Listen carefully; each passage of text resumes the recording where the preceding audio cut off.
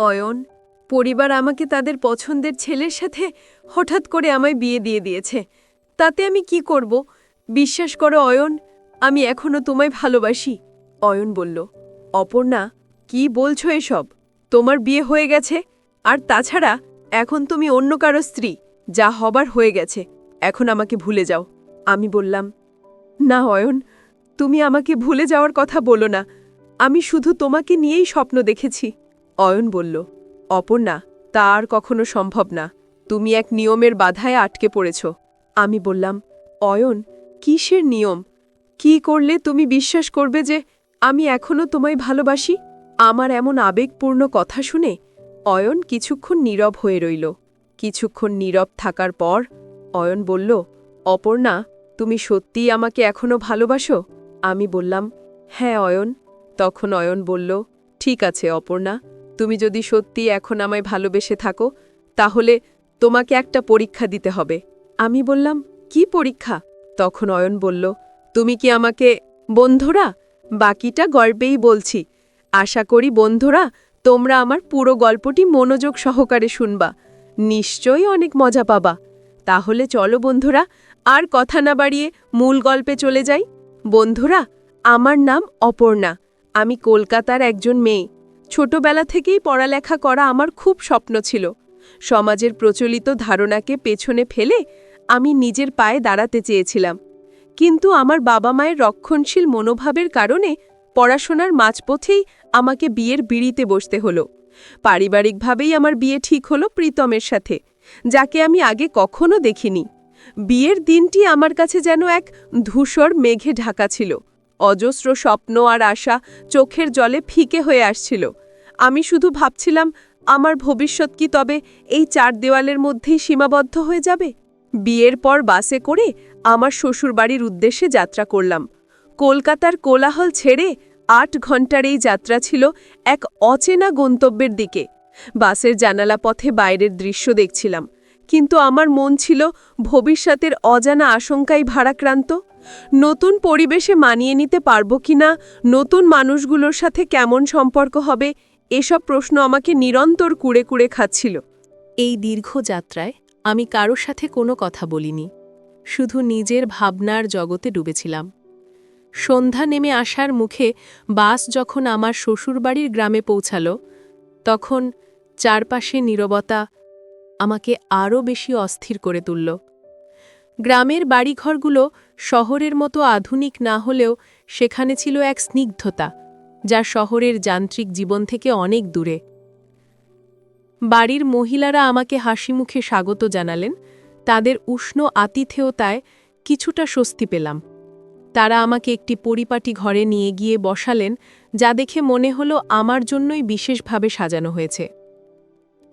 আমি উচ্চ শিক্ষিত ছিলাম, স্নাতকোত্তর ডিগ্রি অর্জন করার স্বপ্ন দেখছিলাম, কিন্তু আমার বাবা মা এক গ্রাম্য চাষির পরিবারের সঙ্গে আমার বিয়ে ঠিক করলেন, যা আমার কাছে ছিল এক বিশাল ধাক্কা।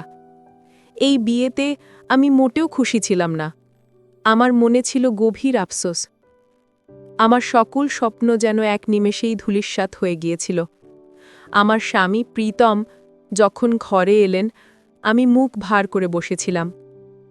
তার সাদাসিধে পোশাক এবং গ্রামের সাধারণ জীবন আচরণ দেখে আমার মনে হলো আমার জীবনটা যেন এক ভুল পথে চলে এসেছে।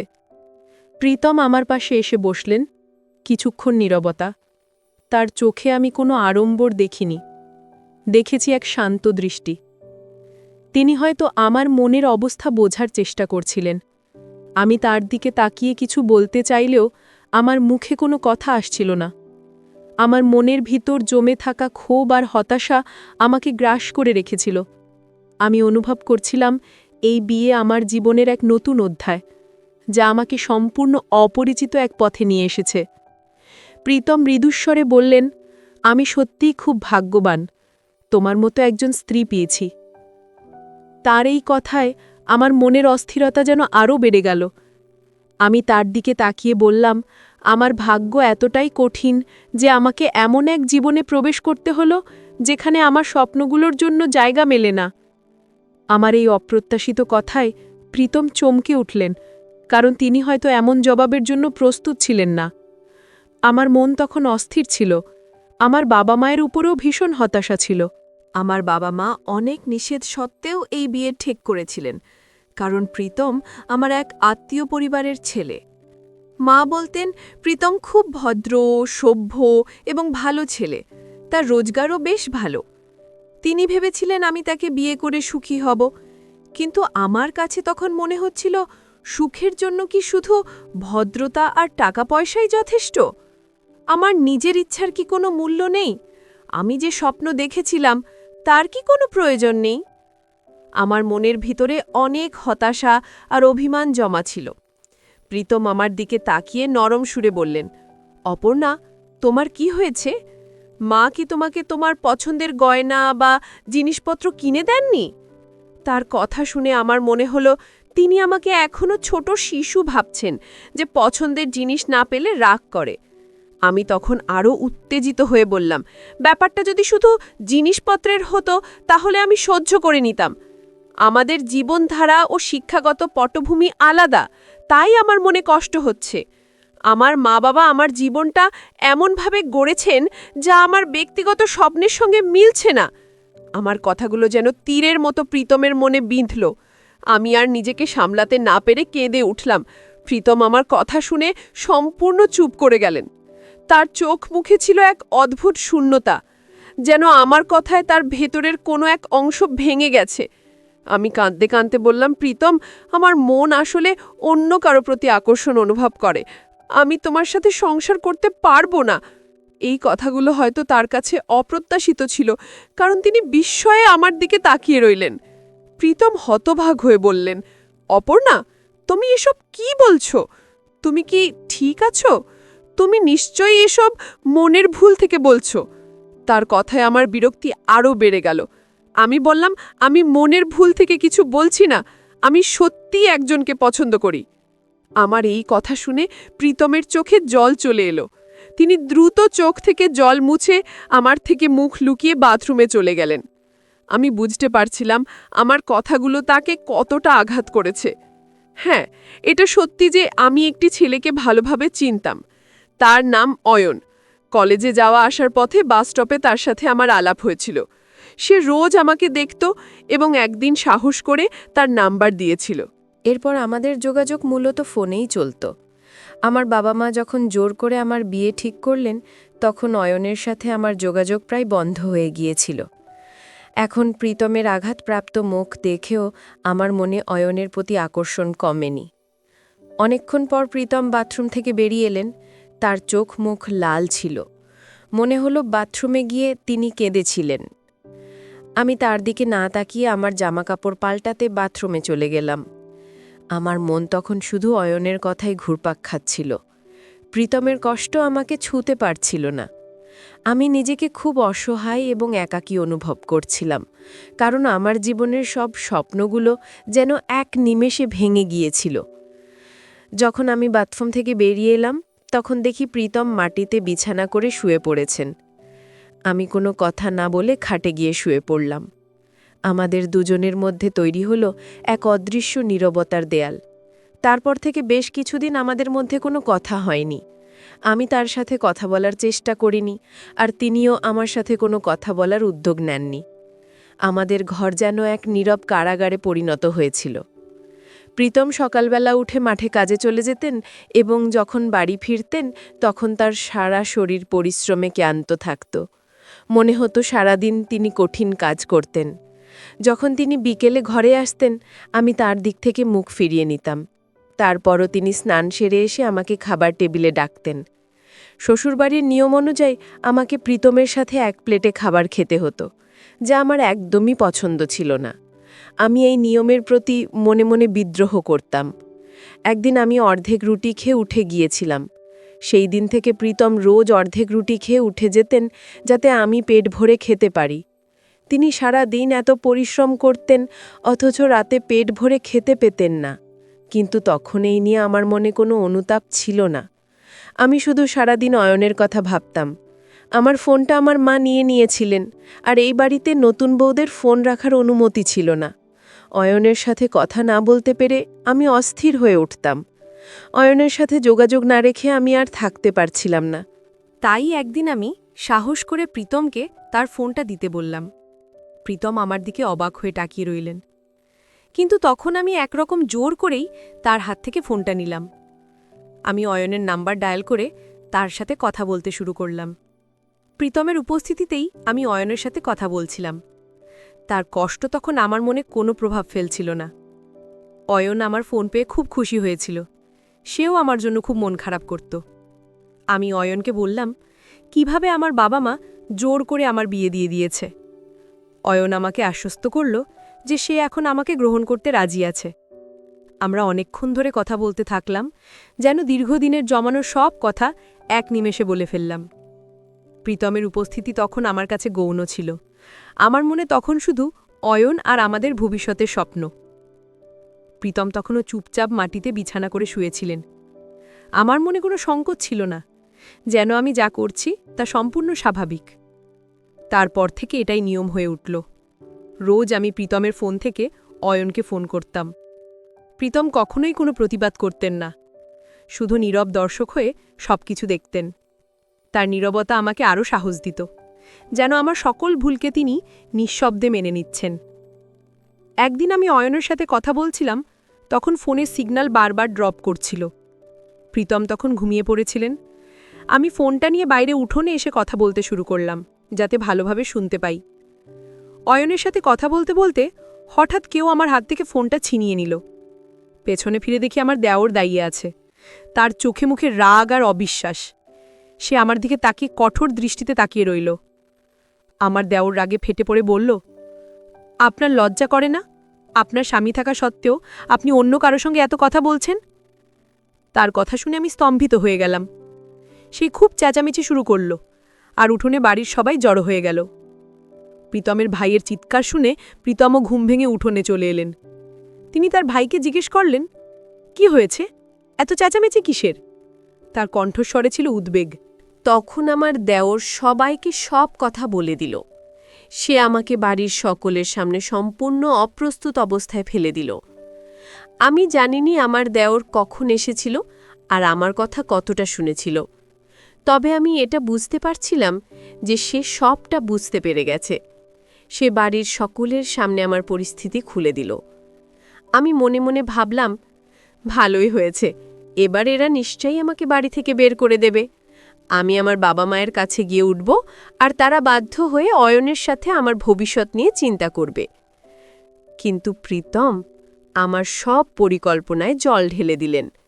তিনি তার ভাইকে কড়া সুরে বললেন, খবরদার, কেউ আমার স্ত্রীর চরিত্র নিয়ে কোনো কথা বলবে না। আমি আমার স্ত্রীকে বিশ্বাস করি। সে ওর পরিচিত ব্যক্তির সাথে কথা বলছিল, আর আমি সেটি অনুমোদন করিনি। কি এটি আমার ব্যক্তিগত ব্যাপার। এরপর থেকে যদি কেউ আমার স্ত্রীর দিকে আঙুল তোলে, তাহলে আমি তার বিরুদ্ধে কঠোর ব্যবস্থা নেব। প্রীতমের কথায় সবাই চুপ হয়ে গেল। প্রীতম আমাকে সবার সামনে বাঁচিয়ে দিলেন, কিন্তু আমার তার ওপর খুব রাগ হলো। আমি ঘরে এসে তার সাথে তীব্র কণ্ঠে ঝগড়া শুরু করলাম। আমি বললাম, কি দরকার ছিল তোমার আমাকে বাঁচানোর?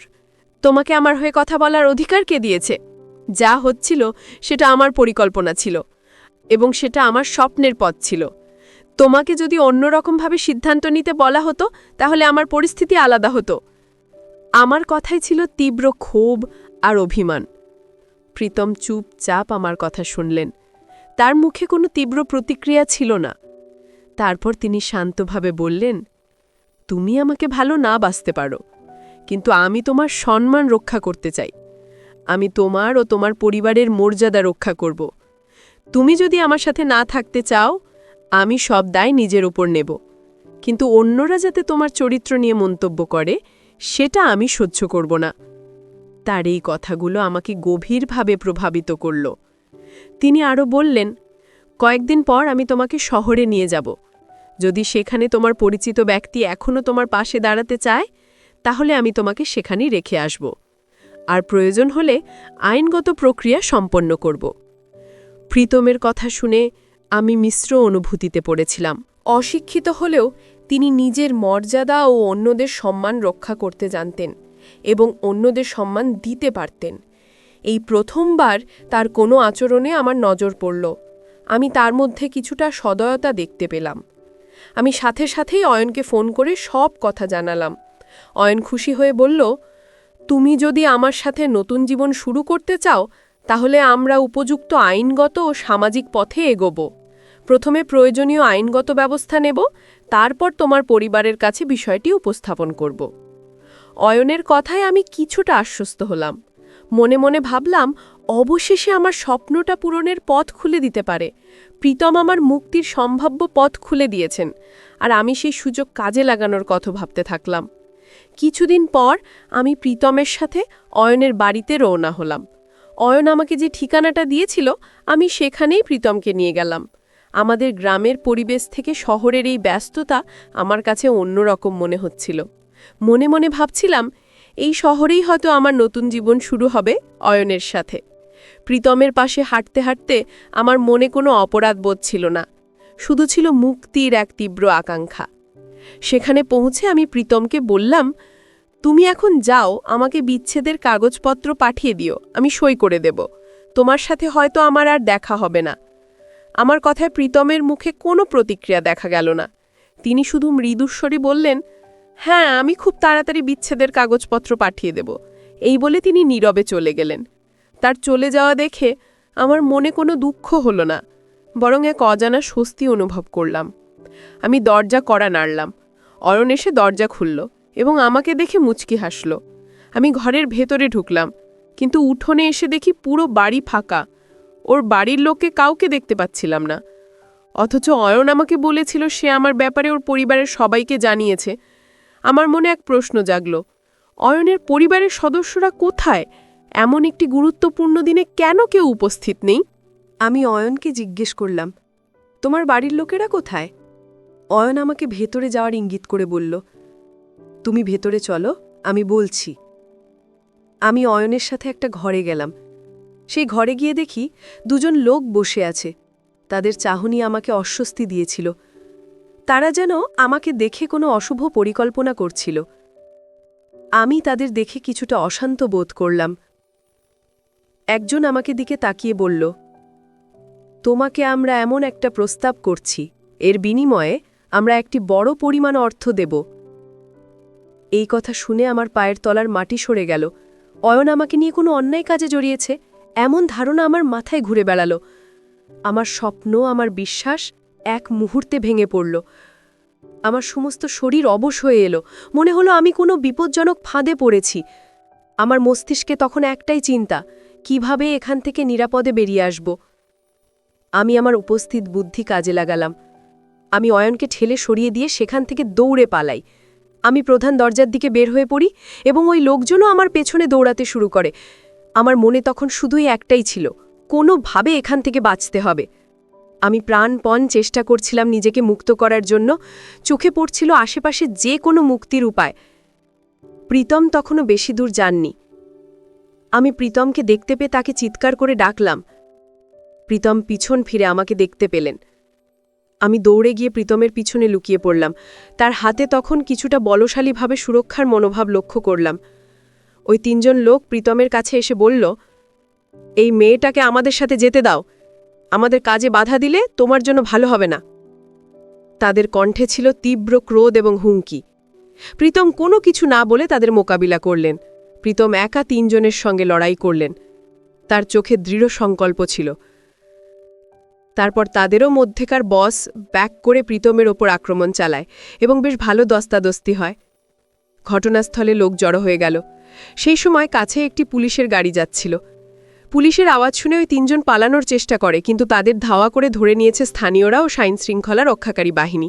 পুলিশ অনেক দিন ধরে ওদেরকে খুঁজছিল। ওরা তিনজন প্রতারণার মাধ্যমে মানুষকে বিভ্রান্ত করে নানা ধরনের অবৈধ কাজে জড়াত। ভাগ্যক্রমে আমি বেঁচে গেছি। প্রীতমের তাদের সাথে দস্তাদস্তির ফলে সে খুব ক্লান্ত হয়ে পড়েছিল। তার এই অবস্থা দেখে আমার বুক কেঁপে উঠল। এই প্রথমবার আমি তার কষ্টে ব্যথা অনুভব করলাম।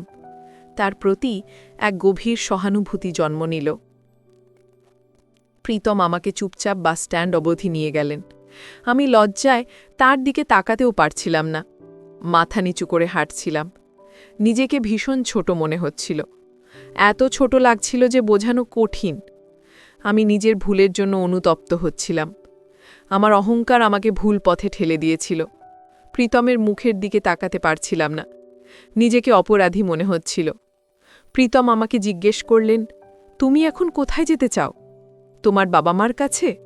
আমি মাথা নিচু করে বললাম, আমি তোমার সাথে যেতে চাই। তিনি আর কোনো কথা না বলে আমাকে নিয়ে বাড়ি ফিরে গেলেন। আমার বাবা মা আমার জন্য সেরা মানুষকেই বেছে নিয়েছিলেন, কিন্তু আমি জেদের বশে নিজের সর্বনাশ করতে যাচ্ছিলাম। ঈশ্বরের কৃপায় আমি বেঁচে গেছি। প্রীতমের নিঃস্বার্থ ভালোবাসায় আমি নতুন জীবন ফিরে পেলাম। আমার স্বামীর শরীরে আঘাতের চিহ্ন দেখে খারাপ লাগল। আমি প্রীতমকে জিজ্ঞেস করলাম, আপনি ঠিক আছেন তো? তিনি শুধু মাথা নাড়লেন, কোনো কথা বললেন না। দুদিন ধরে আমি তার দিকে চোখ তুলতে পারিনি। নিজের উপর খুব রাগ হচ্ছিল। কি করে এত বড় ভুল করলাম? আমার অহংকার আমাকে এমন অন্ধ করেছিল যে আমি প্রীতমের মূল্য বুঝতে পারিনি। একদিন রাতে যখন প্রীতম অর্ধেক রুটি খেয়ে উঠে যাচ্ছিলেন, তখন আমি তাকে থামালাম। বললাম, আপনি রোজ অর্ধেক রুটি খেয়ে কেন উঠে যান? আপনার ভালোভাবে খাওয়া দাওয়া করা উচিত। আপনি সারা দিন অনেক পরিশ্রম করেন। এটা শুনে প্রীতম অবাক হয়ে আমার দিকে তাকালেন। তারপর বসে পুরো খাবারটা খেয়ে নিলেন। এই প্রথম তিনি আমার কথায় সাড়া দিলেন। আমার মনে এক অদ্ভুত স্বস্তি এনে দিল। আমি চাইছিলাম প্রীতম নিজে থেকে আমাকে ক্ষমা করে দিক, কিন্তু তিনি কোনো কথাই বললেন না, শুধু চুপচাপ আমার দিকে তাকিয়ে রইলেন। তার নীরবতা আমাকে আরও বেশি কষ্ট দিচ্ছিল। আমি চেয়েছিলাম সেই নীরবতা ভেঙে ক্ষমা চাইতে। আমার হৃদয় তখন গভীর অনুশোচনা। জানতাম আমার ভুলগুলো ক্ষমা পাওয়ার মতো ছিল না, তবু তার কাছে ক্ষমা চাইছিলাম। একদিন সাহস করে প্রীতমের কাছে গিয়ে বললাম, প্রীতম, আপনি আমাকে ক্ষমা করে দিন। আমি আপনাকে চিনতে ভুল করেছি। আমি হীরা আর কাঁচের মধ্যে পার্থক্য বুঝতে পারিনি। হীরা ছেড়ে আমি কাঁচের পেছনে ছুটছিলাম। আমি কাঁদতে কাঁদতে তার কাছে ক্ষমা চাইলাম। চোখে ছিল অনুশোচনার অশ্রু। মনে করেছিলাম তিনি নিশ্চয়ই আমাকে জবাব দেবেন, কিন্তু তিনি তখনও কোনো কথা বললেন না। তিনি শুধু চুপচাপ আমার কথা শুনছিলেন। তার নীরবতা আমার সহ্য হচ্ছিল না।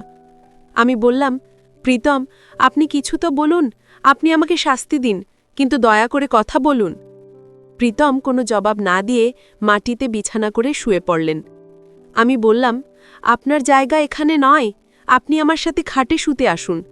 কিন্তু তিনি কোনো কথা না বলে আবারও মাটিতেই শুয়ে রইলেন। আমাদের বিয়ের 6 মাস হয়ে গিয়েছিল। বিয়ের পর থেকে প্রীতম তার মুখে কুলু পেটেছিল। এখনও সে তার মুখ খোলে না। তার নীরবতা যেন আমাকে আরও কষ্ট দিচ্ছিল। আমি বুঝতে পারছিলাম আমি তাকে কতটা আঘাত দিয়েছি। তার নীরবতা আমাকে অনুতপ্ত করছিল। আমার মনে হচ্ছিল আমি তার ভালোবাসা হারানোর পথে। পরের দিন সকালে প্রীতম আমার হাতে একটা কাগজ ধরিয়ে দিলেন আর বললেন সেখানে সই করতে। আমি কাঁদতে শুরু করলাম আর বললাম, প্রীতম, আপনি দয়া করে আমাকে দূরে ঠেলে দেবেন না। আমি আপনাকে ছাড়া থাকতে পারবো না। আমি তার কাছে ক্ষমা চাইতে চাইলাম। তাকে বোঝাতে চাইলাম যে আমি তাকে ভালোবাসি। প্রীতম বললেন, তুমি তো লেখাপড়া জানো, এই কাগজটা পড়ে সই করে দিও। এই বলে সে ঘর থেকে বেরিয়ে গেলেন। আমি অবাক হয়ে তার দিকে তাকিয়ে রইলাম। আমি বুঝতে পারি, পুরুষ মানুষদের একবার মনের কষ্ট হলে তার সহজে ভোলে না। কখনো কখনো তারা সব কিছু সহ্য করতে পারে, কিন্তু নিজের আপনজনকে অবহেলায় ভাঙতে দেখতে পারে না। এমনটা হলে ক্ষমা করাটা কঠিন হয়ে যায়। আমার মনে তখন তীব্র যন্ত্রণা। আমি ঠিক করি যে আজ রাতে আমি প্রীতমের কাছে ক্ষমা চাইবই। কিন্তু আমি তাকে ছেড়ে দেওয়ার কথা কিছুতেই মানতে পারবো না। আমার মনে তখন জেদ চেপেছিল। আমি প্রীতমকে ফিরে পেতে চাইছিলাম। আমি জানতাম এটা সহজ হবে না, কিন্তু আমি হাল ছাড়তে রাজি ছিলাম না। সেদিন রাত্রে প্রীতম ঘরে আসতেই আমি কান্না ভেজা কণ্ঠে বললাম, আপনি আমাকে দূরে সরাবেন না। আমি কিছুতেই আপনাকে ছেড়ে যাব না। প্রীতম আমাকে দাঁড় করালেন আর বললেন, তুমি নিশ্চয়ই কাগজটা পড়ে দেখোনি, তাই না? দেখলে তুমি এভাবে কাঁদবে না। ওটা দূরে যাওয়ার কাগজ নয়। তিনি ড্রয়ার থেকে কাগজটা বের করে আমার হাতে ধরিয়ে দিলেন। আমি কাগজটা খুঁড়ে দেখি ওটা জমির কাগজ। প্রীতম তার ভাগের সমস্ত জমি আমার নামে লিখে দিচ্ছেন। আমি বললাম, প্রীতম, এটা আপনি কি করছেন? আপনি আপনার সব জমি আমার নামে কেন লিখে দিচ্ছেন? আমার মনে তখন বিস্ময়, কেন তিনি এমন করছেন? তার এই উদারতা আমাকে হতবাক করে দিল। প্রীতম বললেন, কারণ তুমি আমার স্ত্রী। কাল সকালে আমি শহরে যাব, আর কিছুদিন পর ফিরব। আমি অনেকবার বারণ করলাম, কিন্তু প্রীতম জোর করে আমার থেকে সেখানে সই করিয়ে নিলেন। তারপর পরের দিন সকালে সে শহরে চলে গেলেন। তার চলে যাওয়া দেখে আমার মনে এক গভীর শূন্যতা নেমে এলো। আমি জানতাম না যে এই চলে যাওয়াটা আমার জীবনের সবচেয়ে বড় আঘাত বয়ে আনবে। আমি 4 দিন ধরে প্রীতমের জন্য অপেক্ষা করতে থাকি। প্রতিটি মুহূর্ত যেন অনন্তকাল মনে হচ্ছিল। তার ফোন বন্ধ ছিল, কোনো খবর পাচ্ছিলাম না। আমার মনে এক অজানা আশঙ্কা বাসা বাঁধছিল। আমি বারবার ভাবছিলাম, তিনি কোথায় আছেন, কেমন আছেন? আমার ভেতরের অনুশোচনা আমাকে আরও বেশি অস্থির করে তুলছিল। 4 দিন পর প্রীতম বাড়ি ফিরে আসেন, কিন্তু তখন বাড়িতে এক বিশৃঙ্খলা সৃষ্টি হয়। কারণ শহর থেকে সংবাদ এসে পৌঁছল যে প্রীতমের মৃত্যুর খবর এসেছে। তার একটি পরিচিত ব্যক্তি তাকে বাড়িতে নিয়ে এলেন। আমার পৃথিবী যেন এক মুহূর্তে থেমে গেল। প্রীতমের কথা শুনে আমি কিচ্ছু বিশ্বাস করতে পারছিলাম না। আমার চোখে তখন শুধু অন্ধকার নেমে এলো। প্রীতমের বন্ধু সবাইকে জানান যে 2 মাস আগে প্রীতম জানতে পেরেছিলেন যে তার শরীরে একটি গুরুতর অসুস্থতা ধরা পড়েছে। ডাক্তারদের মতে তিনি আর বেশি দিন বাঁচবেন না। আমি বিস্ময়ে ভেঙে পড়লাম। আমার সব শক্তি যেন নিঃশেষ হয়ে গেল। প্রীতমে চলে যাওয়াটা আমার কাছে এক অবিশ্বাস্য আঘাত ছিল। এসব শুনে আমি অজ্ঞান হয়ে পড়ি। কিছুক্ষণ পরে আমার চেতনা ফিরে আসে। পুরো জীবনটা যেন ওলট পালট হয়ে গেছে। এখন আমি কাকে নিয়ে বাঁচব? আমার জীবনের একমাত্র ভরসা, যাকে আমি ঠিকমতো চিনতে পারিনি, সে আজ নেই। আমার মনে তখন কেবলই অনুশোচনা আর গভীর অফসোস। নিজের ভুলের জন্য নিজেকে কোনোভাবেই ক্ষমা করতে পারছিলাম না। খানিক পর আমার শাশুড়ি মা এসে আমাকে একটা চিঠি দিলেন। তিনি বললেন, প্রীতমের বন্ধু এটা দিয়েছে বৌমা, বলেছে প্রীতম তোমাকে এটা লিখেছিল। চিঠিটা হাতে নিতেই আমার মনে এক গভীর প্রশ্ন জাগল, এ কেমন রহস্য? তখন আমার শাশুড়ি মা নরম কণ্ঠে বললেন, কে বলেছে প্রীতমের লেখাপড়া নেই? সেই গ্রাম থেকে 10ম শ্রেণী পর্যন্ত পড়েছে, পরে প্রাইভেটে উচ্চ মাধ্যমিক সম্পন্ন করেছে, এরপর গ্র্যাজুয়েশনও করেছে। ছোটবেলা থেকেই সে তোমাকে ভালোবেসেছে এবং চেয়েছে তুমি শিক্ষিত হও। আমি তখন উপলব্ধি করলাম আমার ভুল। কতটা ভুলভাবে আমি তাকে বুঝেছি। তার ভালোবাসার গভীরতা আমি কখনোই ধরতে পারিনি। আমার মনে তখন অনুতাপ আর শোকের আগুন জ্বলতে থাকল। আমি কাঁপতে কাঁপতে চিঠিটা খুলে পড়তে শুরু করি। প্রীতমের লেখা সেই চিঠি আমার চোখের সামনে এক নতুন সত্য উন্মোচন করল। প্রীতম আমাকে লিখেছিল, অপর্ণা, আমি আজ অবধি তোমাকে বলিনি যে আমিও লেখাপড়া জানি। কারণ লেখাপড়া শেখাটা সব মানুষের অধিকার, এটা আলাদা করে বলার কিছু নেই। ছোটবেলা থেকেই আমার মা বলতেন সে তোমাকে আমার বউ করে আনবে, তাই তখন থেকেই আমার তোমার প্রতি ভালোবাসা তৈরি হয়। চিঠিতে প্রীতম আরও লিখেছিল, তুমি লেখাপড়া করছো শুনে আমারও লেখাপড়া করতে ইচ্ছে করেছে। আমি মাকে জিজ্ঞেস করতাম, তুমি কি খেতে ভালোবাসো? তুমি যা পছন্দ করতে আমিও সেসব খাবারের অভ্যাস করতাম, যাতে ভবিষ্যতে আমরা মিলেমিশে সুখে থাকতে পারি। তুমি যখন বিয়ের প্রথম দিনেই আমাকে বললে যে তুমি অন্য কাউকে ভালোবাসো, তখন আমি ভীষণ ভেঙে পড়েছিলাম। আমি জীবনে কখনো কাঁদিনি, সাহসের সাথে সব পরিস্থিতি সামলেছি, কিন্তু সেই রাতে আমি কান্না আটকাতে পারিনি। একজন মানুষ সব কিছু সহ্য করতে পারে, কিন্তু যার প্রতি সেই হৃদয় থেকে ভালোবাসা দেয়, যদি সেখান থেকে প্রত্যাখ্যান পায়, তা সহজে সহ্য করা যায় না। সেই আঘাত, দুঃখ আর অভিমান আমাকে দুর্বল করে তোলে। এরপর ডাক্তাররা জানালেন আমি অসুস্থ। আমি আমার সব জমিজমা তোমার নামে লিখে দিয়েছি, যাতে আমার মৃত্যুর পর তোমার কোনো সমস্যা না হয়। তুমি চাইলে আবার নতুনভাবে জীবন শুরু করতে পারো। তুমি ভালো থেকো। প্রীতমের চিঠি পড়ার পর আমার চোখে অঝরে জল নেমে এলো। আমার শাশুড়ি মা আমাকে দেখে উদ্বিগ্ন হয়ে বললেন, বৌমা, প্রীতম এমন কি লিখেছে চিঠিতে যে তুমি এত কাঁদছ? আমি কি উত্তর দেব বুঝতে পারলাম না। আমার ভুলের কারণে আজ আমার স্বামী আর নেই। আমি জানতাম আমি আর কোনোদিন তাকে দেখতে পাব না। আজ আমার বয়স 50 বছর, আর এখনও আমি প্রীতমের স্মৃতি বুকে ধরে আছি। আজও আমার মনে হয় প্রীতমের চলে যাওয়া যেন কয়েক ঘন্টা আগেই ঘটেছে। আমি আমার স্বামীকে তখন ভালোবাসতে শুরু করেছিলাম যখন তার জীবনের সময় ফুরিয়ে আসছিল। এইমাত্র আমি প্রীতমের চিঠি পড়ে রাখলাম। আজকাল আমার শরীরটাও খুব একটা ভালো নেই, কিন্তু যে ভুল আমি করেছি তার অনুশোচনা সারা জীবন বহন করে যেতে হবে। যেসব মেয়েরা নিজেদের শিক্ষার জন্য গর্ব করে অন্যকে ছোট করে দেখে, তাদের আমি বলবো, নিজের স্বামীকে বা জীবনসঙ্গীকে সম্মান করতে শিখুন।